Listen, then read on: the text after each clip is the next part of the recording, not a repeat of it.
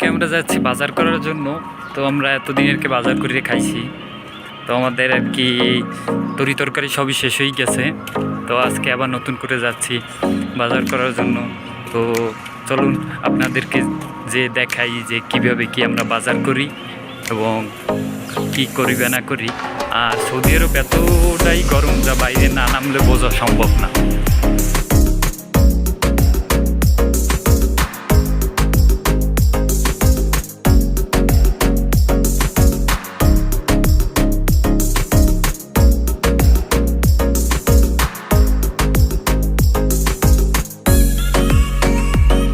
অনেক পুলিশ এলে তার আমাদের মোটামুটি কাগজপত্র সবই ওকে, কিন্তু তারপরে যাইয়া ভিডিও করতে পারিনি, কারণ পুলিশ দেখলে যে কোনো কেউ আর কি সৌদি আরবের পুলিশ দেখলে চিত্তে আর কি সুখ হয় না, তাতে কাগজপত্র থাকুক আর না থাকুক।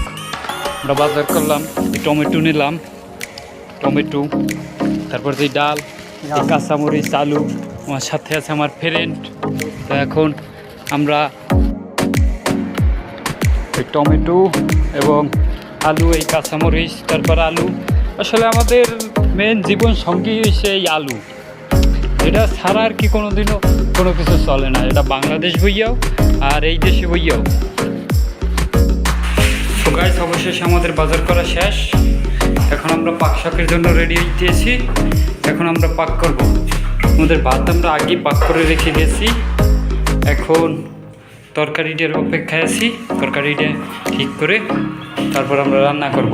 আমরা আজকে রান্না করব আলু এবং টমেটো এবং পাতলা ডাল, প্রবাসের আজকের খাবার।